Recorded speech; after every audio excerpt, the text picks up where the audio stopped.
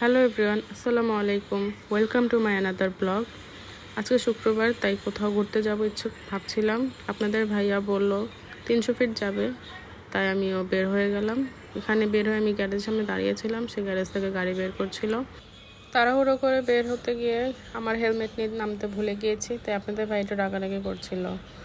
আর রাস্তায় অনেক জ্যাম ছিল, মধ্যবাড্ডা তারপরে মেরুলবাড্ডা অনেক জ্যাম ছিল, তাই আমি ওইখানের ফুটেজগুলো নিই 300 ফিটে এসে তারপরে আমি বাকি ফুটেজগুলো নেওয়া শুরু করেছিলাম। এখানে রাস্তা অনেক ফ্রি ছিল, তবে একটু রোদ ছিল। আর বাইকে ওঠার পরে গরম লাগেনি, বাতাস ছিল অনেক। আপনাদের ভাইয়া তো খোলা রাস্তা, ফ্রি রাস্তা পেয়ে অনেক জোরে চালাচ্ছিল, ভালো লাগছিল, তবে একটু ভয় লাগছিল কারণ আমি হেলমেট নিয়ে নামিনি। আর হেলমেট ছাড়া তো একটু ভয় লাগে, আর সার্জেন্ট ছিল, একটু রিস্ক ছিল, তারপরেও ভালো লেগেছে। আপনারা একটু এনজয় করেন।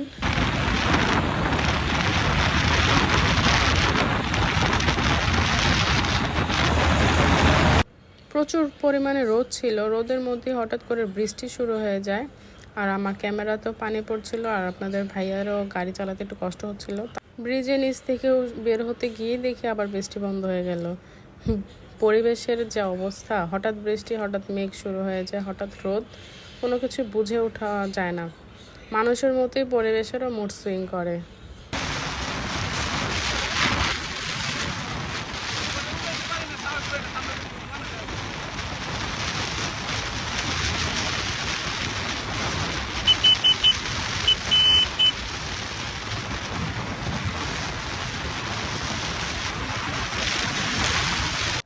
আজকের আকাশটা অনেক সুন্দর ছিল, ইচ্ছে করছিল পাখির মতো ডানা মেলেও আকাশে উড়ে বেড়াই, কিন্তু কি করব, আমি তো পাখি নই, আমি মানুষ হয়ে শুধু আকাশটা দেখতেই পারবো, পাখির মতো উড়ে উড়ে তার সৌন্দর্য উপভোগ করতে পারবো না।